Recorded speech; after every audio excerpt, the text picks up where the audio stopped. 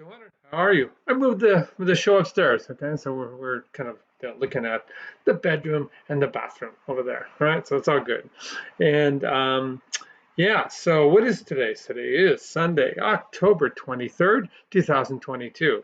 And so you should have received an email from the co-instructor right there, Julia Walsh, Juris Doctor.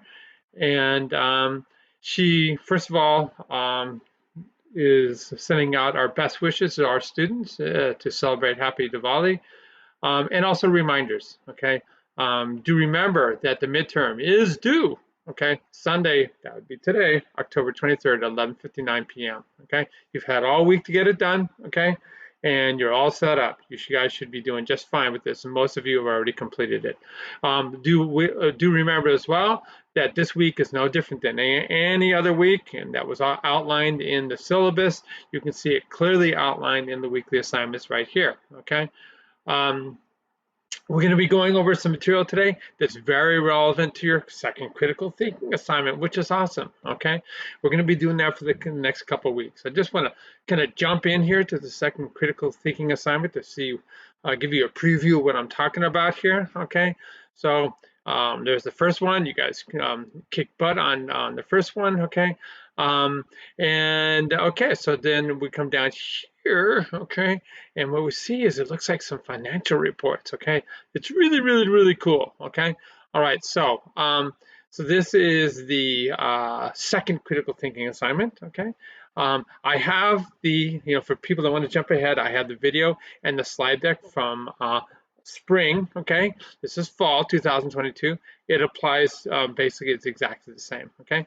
The cool thing about this is, guess what? You guys are going to be investing in your 401ks, in your IRAs, and your Roth IRAs. You're going to follow the federal guidelines. And an important feature you can see later on is that these federal guidelines are constantly shifting. Okay, the amounts that you can officially put into your retirement accounts are changing all the time. Every year, the federal government makes new rules adjusted to the cost of living, adjusted to inflation, and allows you to put more into your retirement accounts because that's the government is trying to incentivize it. All right.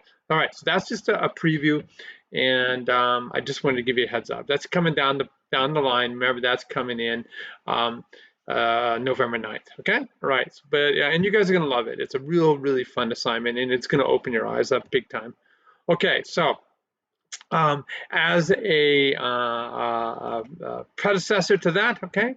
So we looked at the kind of big global implications. So we're going to look at the true economic preparation for retirement and some analysis that's gone on, okay? This is, again, we try and get the best articles that are out there, okay? So we're looking at Chapter 3. This is a huge program at the University of Michigan, and they're funded by the federal government. Okay, so they have a large amount of money that look at really the kind of social policy of aging, and a big part of this social policy of aging is where do we stand as a society in terms of different percentiles, different cohorts of Americans in terms of being ready to retire. How are we set up financially? Excuse me. And then as I'm talking through this, I'll be referring to some big issues that people encounter. Okay, and this is being able to afford healthcare. All right, and this is run true over and over again in this course. So we'll be referring to this now, but we're going to be linking it to people's financial well-being. Okay, and sadly, a significant number of Americans. This is the most recent report here, so I'm putting this up right here. About 40% of people who retire, sadly, are their retirement income is 100% Social Security. And you can see that when you look at paying for healthcare, okay? So Medicare is subsidized. It costs a lot less than my healthcare policy that I'm paying for right now because I have not retired, okay? A lot less than your parents.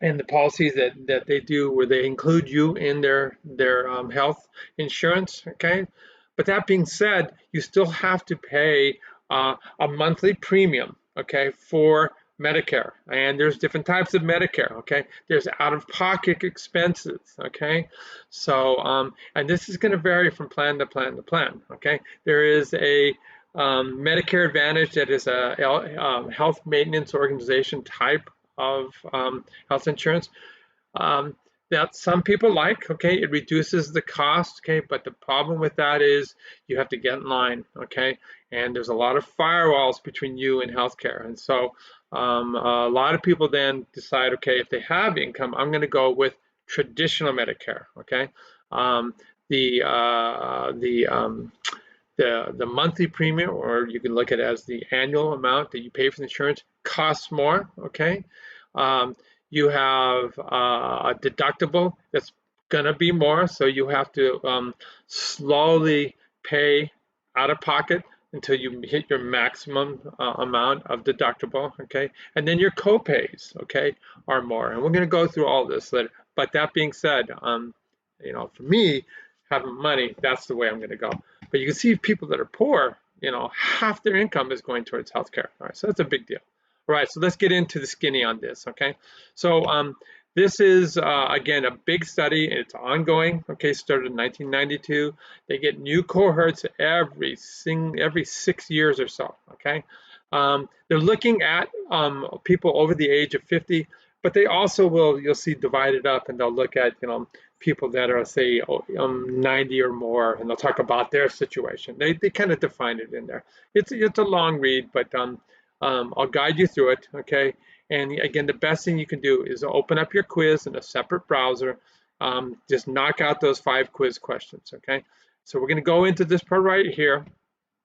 Okay, this study was published in 2017. The last cohort was 2016, and so another 6 years is coming up. Okay, and they'll be doing. We're looking forward to the new cohort. Okay, some of the conversation that they have.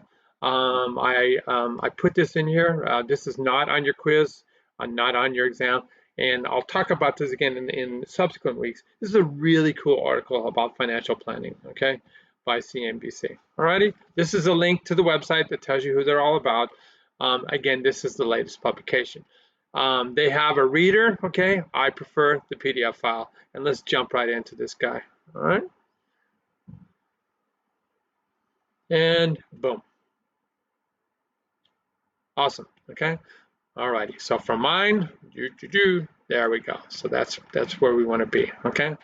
Alrighty. So again, this is, basically a work and retirement analysis. Okay, they look at what people do in terms of their work lives, how they set themselves up for retirement, and they ask whether or not there is adequacy. Have they done it the right way? Okay, does that make sense, guys? And you'll see, a majority of people sadly have not. Okay, because you have to have money to make money, and it is what it is. Okay, alrighty. So we're going to go scroll down here. So they look at a lot of different issues in this particular publication. So I mean, it's a great resource. Many of you could potentially use this later on in your careers. Use it for other classes. These are the major issues of what they're doing in terms of their analysis. They're surveying thousands and thousands of people. Okay, again, the power of the statistical analysis is, basically rooted in how many people you can sample. So the more you get, the better, and then you can kind of divide it up. Okay, they're looking at working trends. They had a whole section looking at dementia because of the fact that people are living longer, and there's a huge issue with that. I have a friend, for example, he had to put his dad in a memory care unit, okay? And because he was too much to handle for his mom. His dad was 78 years of age, okay? So, it's not that old, okay? The cost of the memory care unit was $15,000 per month, okay? So that's so much money, so much money. Who has you know, 150 grand a year out of pocket because insurance policies don't cover this. Okay, so it's a big deal. It's a big deal. Okay, so that's kind of why they put this in here, just to let you know. Okay, awesome. Alrighty. So what we're going to do, okay, and so these are the topics, okay. We're not going to be looking at this, okay. You're welcome to look at this, you know, if you are interested. I clicked on the hand. This doesn't have the bar, so you have to use the hand right here, okay. Um, but and you can look at all these other issues. We're honing in on the next page right here, um, what we need to do in terms of the economic preparation for retirement, okay? And so we're going to look at this concept of adequacy, as you can see right there. We're going to look at gender differences, okay? The changing pension landscape. It's a, you know, it used to be companies would give a defined benefit, okay, a pension that was guaranteed for life, and people lived too long. Companies were going bankrupt. So now they've turned around and said, okay, it's up to you to define what you want to take from your paycheck into your defined contribution, and that is putting that into um, investment accounts, okay, like a Vanguard or Morgan Stanley or a Fidelity, Merrill Lynch. These are all different companies that have the toolkits for you to do your own investing, okay? Awesome. Well, we'll get into that later on as well. Okay. And why do we need money? Okay. Because I want to party. Okay. I want to have fun in life. Okay. I want to continue to do the fun things that give me a sense of fulfillment. I also have to cover my medical costs. Okay. So we're going to go through all this, and I have to make my money last. You know, if I'm going to live to 90, my mom lived till she was 95. So I have to like calculate this out, you know, and that's why I'm not retiring yet. Okay. Because I need money. All right. Now this um, PDF file, so you can see so you go from the hand that moves it to the hand that's going to take you to where you want to go. So this is the section that we're going to go to, and that is the economic preparation for retirement. Okay, all right. So we click right there, and boom, we've gone straight forward. I'm going to blow it up again. Okay, we're just gonna go through this. Again, I'll highlight it, but this class has reading. And you can listen to my overview, but I really encourage you guys to do the reading. Okay, so that makes sense. Perfect. All right. So, ideally, okay, the retirement scenario. My household, okay, we have sufficient economic resources to maintain and maybe even improve my lifestyle. Okay, improve my lifestyle. I'm not surfing like I used to, so that's it's all the way you look at it. Okay, so but maybe I won't spend as much time on the freeway. Maybe I'll be able to travel, but of course I used to travel, and I would go to far exotic destinations, and I would surf 20-foot waves. Okay, I'm not going to be doing that when I'm 70. All right, so this is all a matter of interpretation right here, okay? So the issue is it feasible, okay? So let's look at the different cohorts of Americans. Let's look at the middle class, let's look at the rich, let's look at the filthy rich, okay? And then let's look at the people that are below the poverty line and where they're headed, okay? Alrighty, that's what this is all about. Why are we motivated to retirement? Like I said, I want to have fun in life.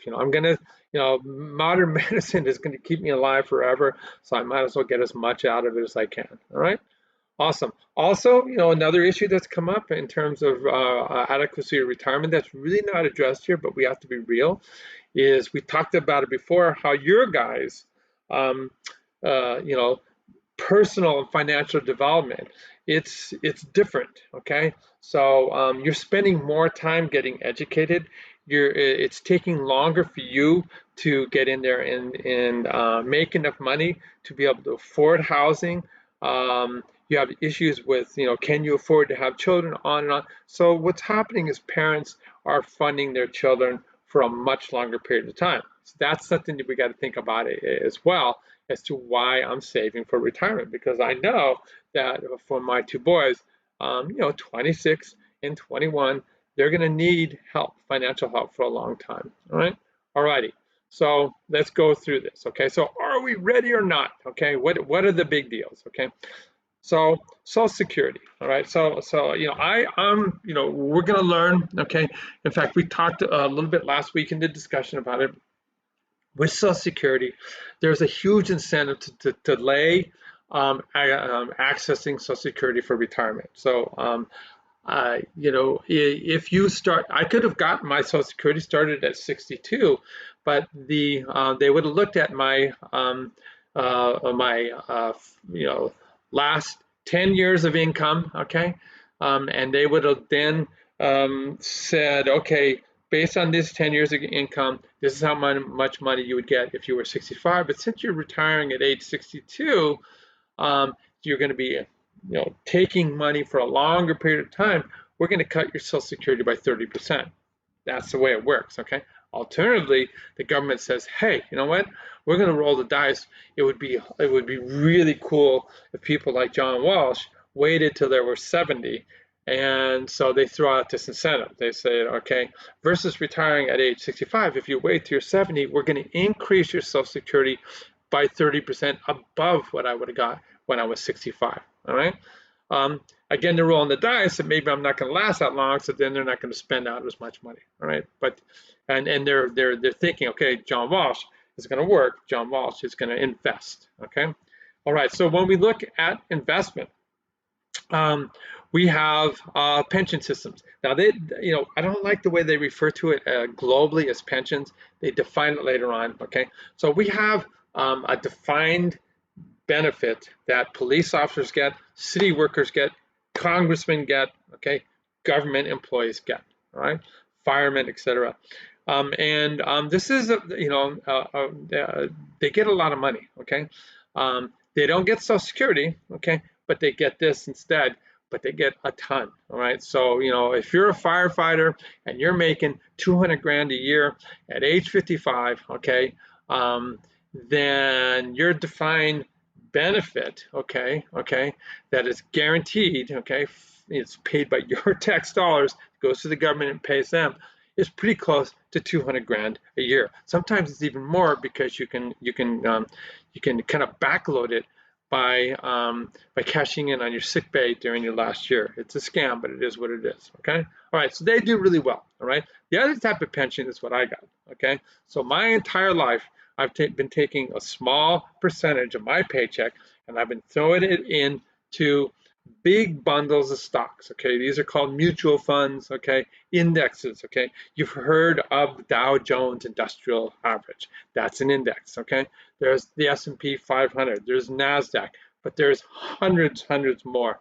Okay, and so what I do is every month I divide my contribution. It's comes about 10% of my salary, and I throw it the into these investment plans, and and then I'm not going to be accessing them until I'm 70 either. Okay, and I'm just letting them grow, and I don't pay any taxes on them right now. So that money is taken out of my paycheck. I don't pay a penny on that 10% that I'm throwing in to the stock market. And so my taxable income is actually reduced, which is good now. And then what happens down the line when I access that money when I'm 70, I get taxed based on how much money I spend. All right. So the assumption is, well, I'm not going to spend as much then as I do now. And so I'll be in a lower tax bracket. So it should be a win-win. Anyways, that's the defined contribution. There's private savings. Okay. That's the other one. Okay. And they kind of roll into this private savings. What I have in my Bank of America account, so I could go out and access that and pull it out anytime. But I also have a ton of equity in this home, okay? And I can also go in pretty easily and go to a bank and say, you know what? I need to pull out 500 grand out of the value of this house, okay? And I need to spend it on something else, okay? So and that's how that works. So this is this three-legged stool, right? Alrighty. So income needs right here, okay, in terms of retirement. It's going to vary, okay. They're generally lower in retirement, like I said, so I'm not going to buy as many surfboards, okay. the idea is, well, I don't have to drive 70 miles to USC anymore, so the wear and tear on my car is a little bit less, so maybe I don't have to buy a car as often. These kinds of things, okay?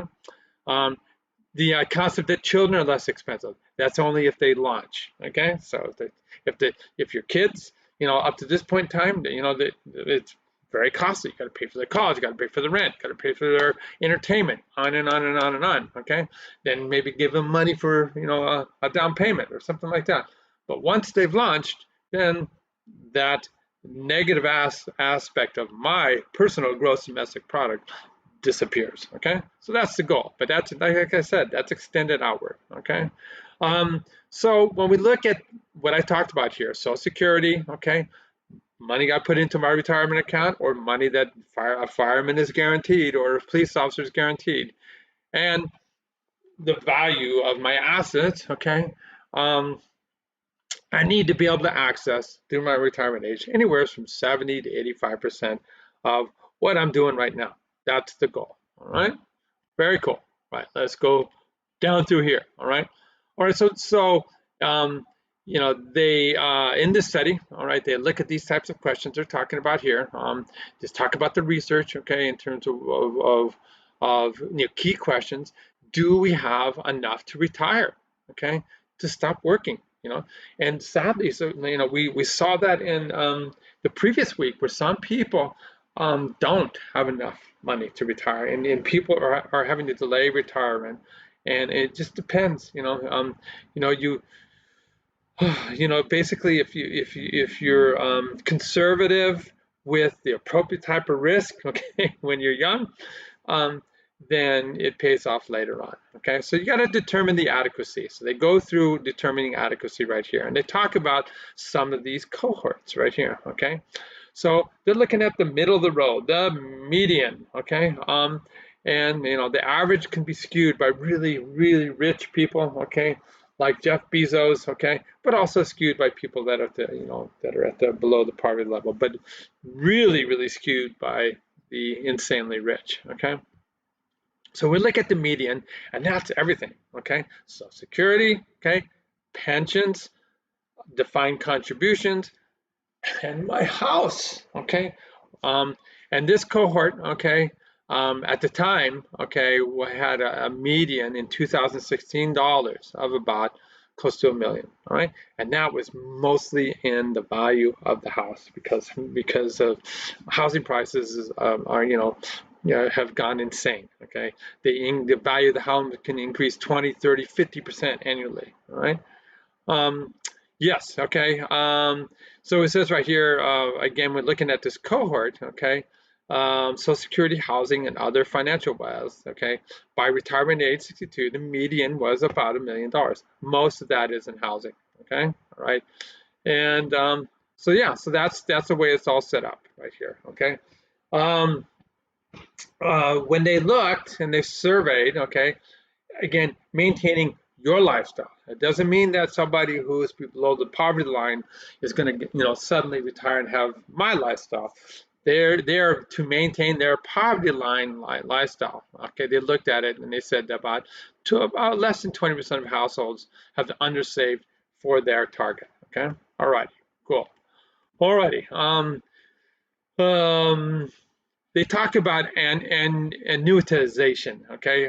And that is if you were to cash in your money and get an insurance plan. We're going to talk about annuities later. It's a really bad strategy, okay? Here, let's talk about them right now, and then we'll talk about it again in a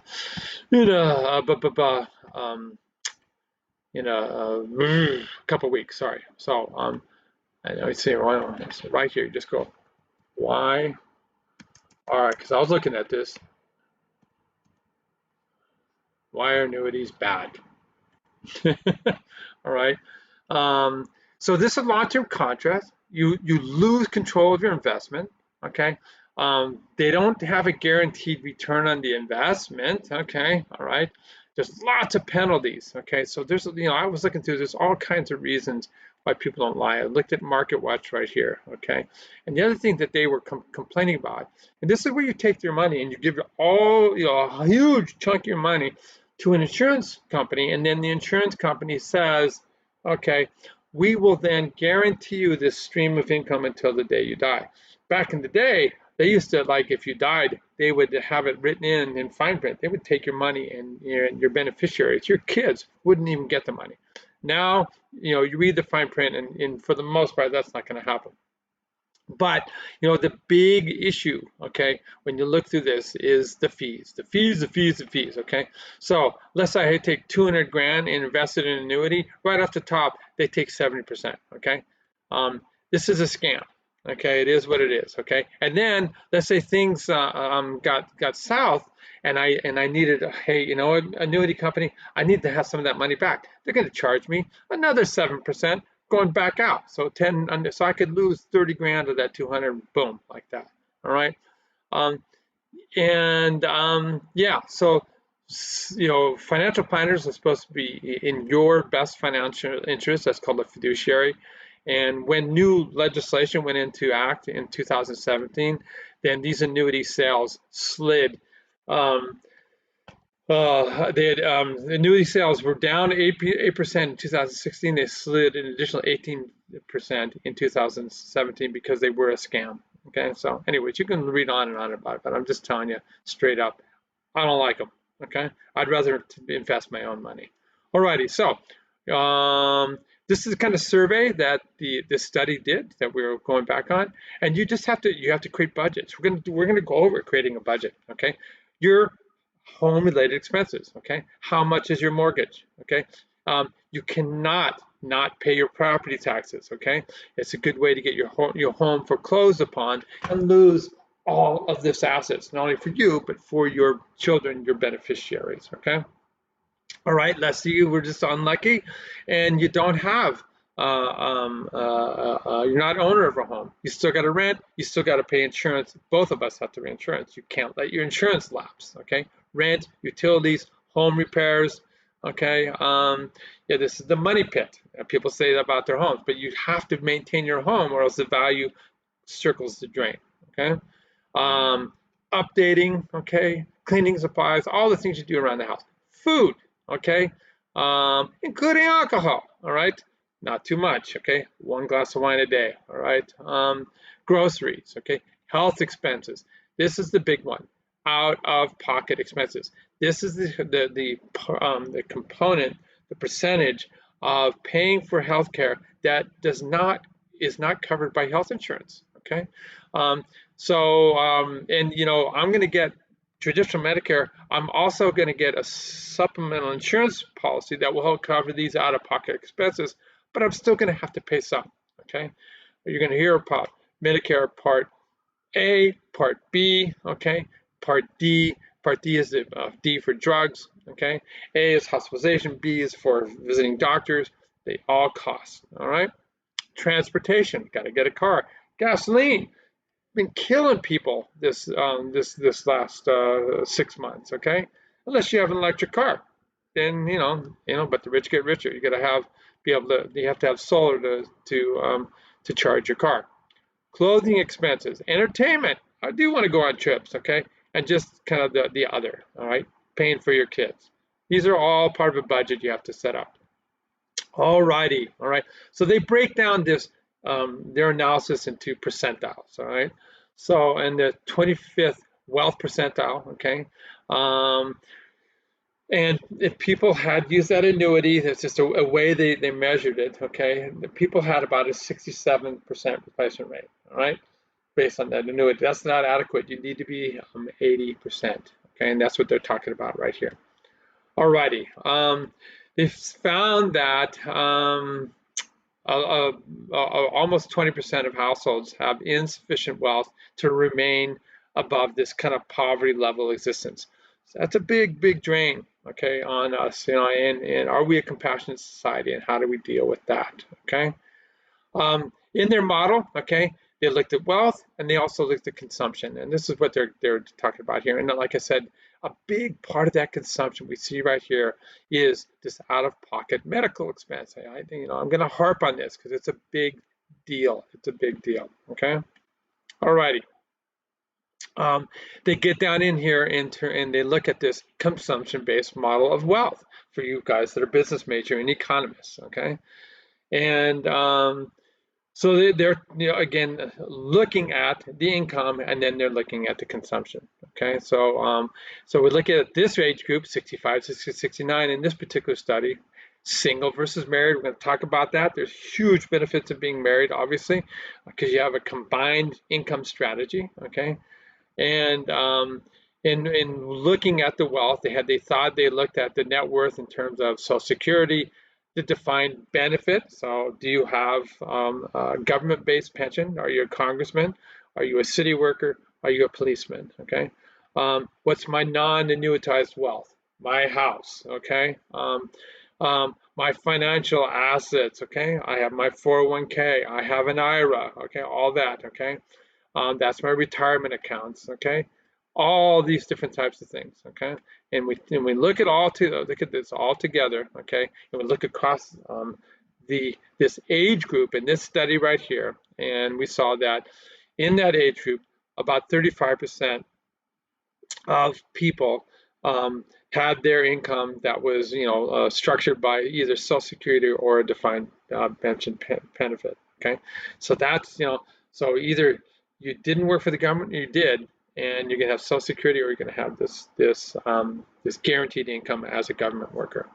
Right, the rest, okay, of the wealth comes in these different strategies: real estate, and things like that. All right, so and again they break down people's net worth in 2016. Okay, the bottom 10 percentile, their net worth was about $140,000, and the top 10% of our country, their net worth was 2 million. Okay, which is still not, in today's world, not enough to live on. Okay, awesome. All right, cool. All right, so they reflect on another study right here. Okay, and this is the kind of a scary part. Okay, so you're getting towards your end of life. Did you save enough money? And that's the a big issue that's talked about in this particular article. All right. So we look at the median wealth, okay, for singles in 2016. Okay, this is everybody across the board was $157,000. Okay, and then when we look at widows, okay, all right, they were married, but their spouse died, 280,000. But married people had a much bigger income. All right, it is what it is. Okay, this is a really scary segment right here. Okay, so 46% of people, when they died, okay, their entire wealth, okay, was $11,000. Okay, so that's really, really, really tragic and scary. Okay, that this is how quickly people are burning through everything that they've saved. That means a lot of people are not saving enough. Okay, and we can see this up in here, right here. So you're gonna, looking at the median wealth of these people. Okay, and that's, you can burn through $157,000 in just 2-3 years time. Okay, and end up like this group right here. Okay. So in the study, okay, they looked at about roughly a little bit over 20% of people, okay, when they died at 85 or older, they looked at their non-housing assets, okay, did they have a 401k, did they have retirement accounts, okay, and 12% had nothing, had absolutely nothing, okay, and so it's a big deal, so it's something everybody has to think about, okay. So this talks about the Social Security and how well that replaces your income, okay, and how basically it doesn't. And then in here, this particular table, they're looking at changes in two cohorts, and they have new cohorts coming down the pike. But it's interesting to look at the dynamic, and specifically they're looking at people aged 51 to 56, okay. What are their Social Security earnings? Okay, are they currently working? Are they for full time? And we look at this as a function of sex. Okay, here and oftentimes they refer to it as gender based. Okay, sex based, and we see right here in 1992. Okay, roughly 83% of men. Okay. Were working at some level, okay, and in 2004, 79% of men at this age group were working. We see that it's 64% of women were working, okay, and how this went up to 71%. Okay, Okay, that includes full-time and part-time. We look down here and we look at who's working full-time, and there's not that big a difference in men right here, 79 to 74. That means only 5% were part-timers in this age group. Whereas you see women, it dropped off incredibly, right? So women oftentimes have their careers compromised, things like having children, okay? Things like caregiving for their parents, falls mostly on the shoulder of women, right? And so this is why you see this kind of disparity. And if you're not working full time, okay, and then you look at those final 10 years of income, okay, and you see that again, male versus female in this age group, what is their Social Security earnings, okay, and you see it's dramatically dropped off right here, okay. All right, and that's that the Social Security earnings is what is your income that we're going to base your Social Security on. All right, cool. All right. So we're looking at right here. This is what fraction of your income is going to be replaced if you rely totally on Social Security. You see that it is a pretty low fraction. Same in both cohorts, okay. And you see as a household income, you need more money. So that's what that's all about, okay. So we look at the gender differences in retirement, and we see that women lag. Okay, that's what this is all about. Women fall behind. Okay, women earn less money. Women have to go part-time more. Women tend to have lower Social Security. Okay, and that's really again unfortunate because women don't have a lower level of out-of-pocket medical expenses. Okay, they don't have lower rents, on and on and on. So women tend to be at a deficit. Okay, awesome. Okay, all righty, guys. All right, so and again, this continues to look at this sex or gender-based difference in terms of the financial well-being going into retirement. And then in here, this section then goes back to looking at everybody across the board with combined analysis of men and women. And the key thing to understand is this changing landscape. Back in the day, okay, large companies gave a defined benefit, a pension that was guaranteed, so you could work for, a large company like Bank of America. You could work for an insurance company like Auto Club or whatever, and they would give you a pension, okay? And it was much like a pension that somebody would give a police officer, okay? And then they started to divide it up. My friend worked for UPS. They gave him a pension, defined benefit, and they set up a 401k where they said you should take your own money and invest it, by the way. So he has both, okay? The pension is not as big as, say, like a police officer's. All right, so the changing climate, okay, basically is that there's a transition from the defined benefit to this defined contribution. No guaranteed money. You got to take your own money and invest it, okay? And you got to play to play. A lot of people don't do it, and it's really, really, really tragic when that happens, okay? Again, why are we saving, okay? We I want to travel, I want to surf, I want to do my things, but I also have to recognize the incremental increase in my medical costs, okay? I had a total knee replacement. I had shoulder surgery, okay? On and on and on. Julia got cancer, okay? These are all age-related problems. And so these are this group is the kind of older group in this survey right here, looking at the out-of-pocket medical expenses, okay? And these costs rise rapidly as we get older. So you have to accommodate this, okay? And we see right here, okay, the out-of-pocket medical expense rose, okay, in this group from about $1,800, almost $1,900 per year for the average 75-year-old to when you get to be 95. I guess these are 2016 dollars to you're approaching $16,000 a year out-of-pocket medical expenses. What if you're only getting $35,000 a year Social Security and that's it? So you're in trouble, okay? Alrighty, and then so what happens is when we look at the lowest income range, they still have to pay out of pocket, but then they get sick, they don't have health care, they die at an earlier age versus the wealthy people. And this is the out-of-pocket medical expenses that a wealthy person is more likely to see, and that's what they're talking about right there. Okay, alrighty. So again, this goes into why it's being done. Okay, what these costs are about.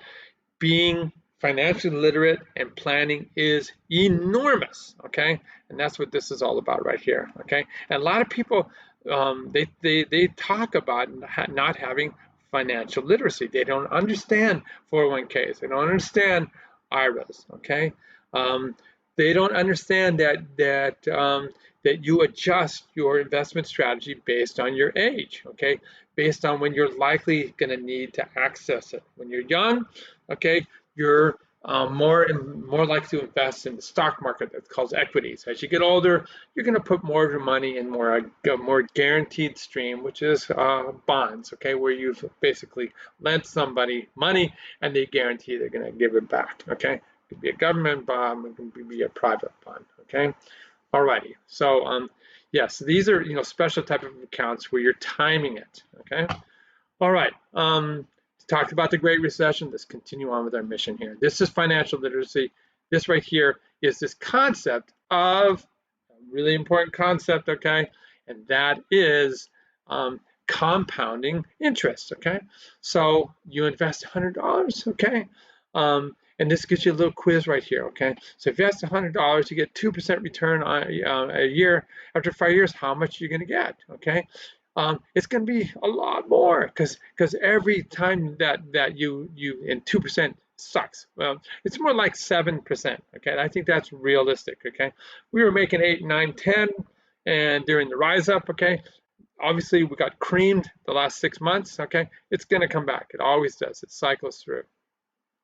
And so when I make my 6%, it's going to be every year to be, let's say if I invested $100 and then it's 106, then it's 106 times 6%. Okay, so you see how it compounds and compounds, and every year it gets more and more and more and more.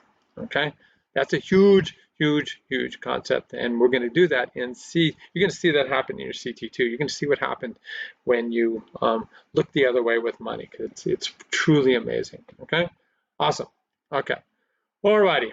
So, who retires? Who retires? Who invests? Okay. You have a personality. Okay. You have to be conscientious. You have to act your wage. Okay.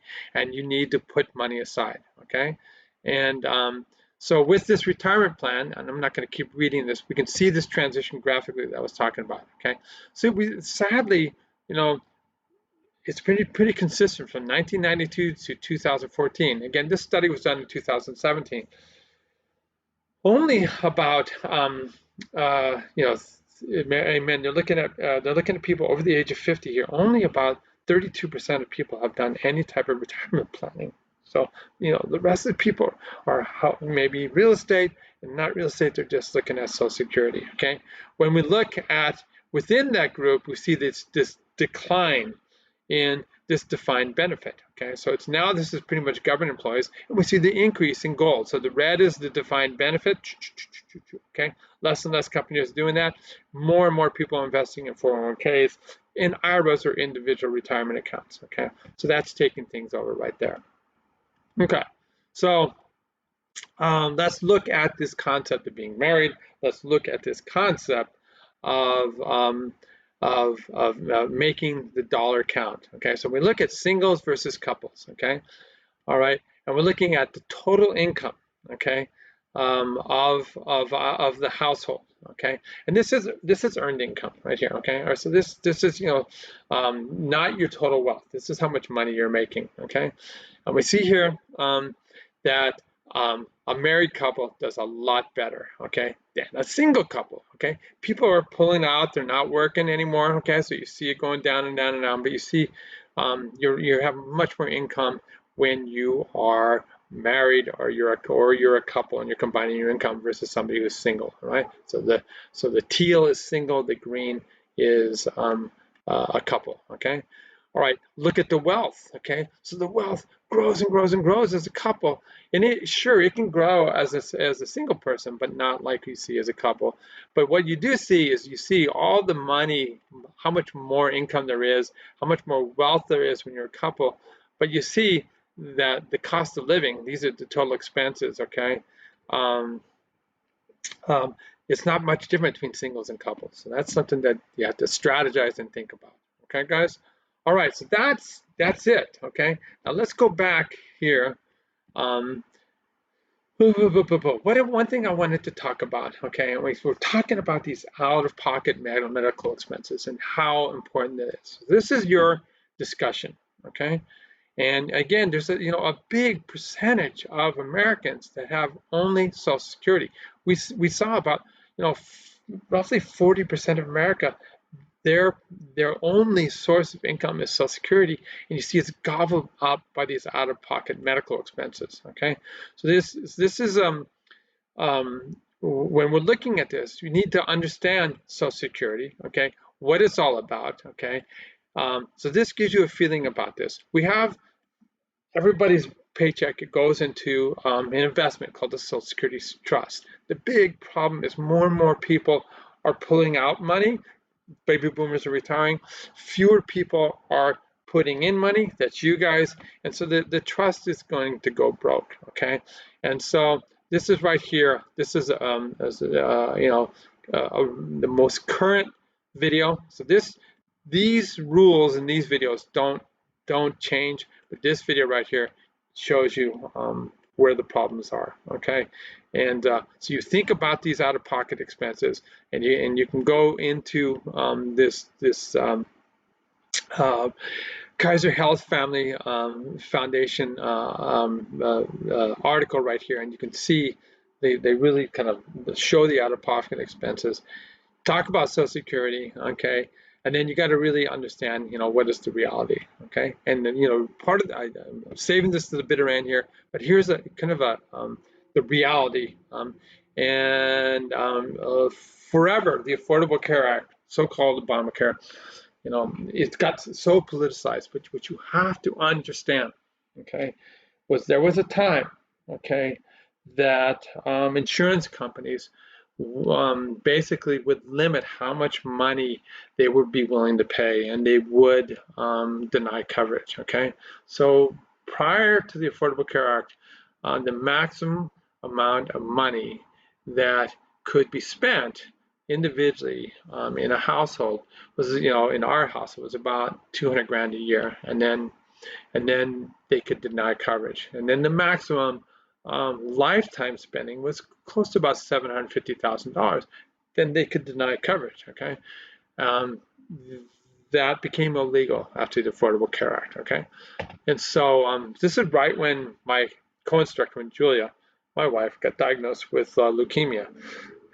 So she wrote a letter to President Obama on the website, and she got a call from the head press secretary, and he talked about her. So I'm going to show you this video right here, where President Obama talks about the letter that Julia wrote to him. And what's really cool about this letter is he didn't change a word. It's the exact wording that she used when she wrote the letter to him. So let's check this out. Say it pretty explicitly. Oh, I gotta get some volume here. Some have already convinced themselves. That's fair to say. Some of them are rooting for this law to fail. That's not my opinion, by the way. They say it pretty explicitly. Some have already convinced themselves that the law has failed, regardless of the evidence. But I would advise them to check with the people who are here today and the people that they represent all across the country whose lives have been changed for the better by the Affordable Care Act. The other day I got a letter from Julia Walsh in California. Earlier this year, Julia was diagnosed with leukemia and lymphoma. I have a lot of things to worry about, she wrote. But thanks to the Affordable Care Act, there are lots of things I do not have to worry about, like whether there will be a lifetime cap on benefits or whether my treatment will bankrupt my family. And I can't begin to tell you how much that peace of mind means. That's what the Affordable Care Act means to Julia. She already had insurance, by the way, but because this law banned lifetime limits on the care you or your family can receive, she's never going to have to choose between providing for her kids or getting herself well. She can do both. Sam Weir. All right, pretty awesome. All right. So yeah, so the first year of treatment for her leukemia was $350,000, 1 year. Okay. So we would have exceeded the annual limit, and we would have very rapidly exceeded the lifetime limit, and then we would have had to sell our house to pay for her medical care. That's what the Affordable Care Act made illegal. All right. So that's really something to think about as well in terms of the overall out-of-pocket expenses concept. All right. Some people are not as fortunate. Okay, and that's what's all going on right here. All right, guys. So I've been kind of long-winded. This is a really important one, the financial well-being of Americans, okay? Your financial well-being. Talk to your parents about this. Peace, guys, and we'll see you next time.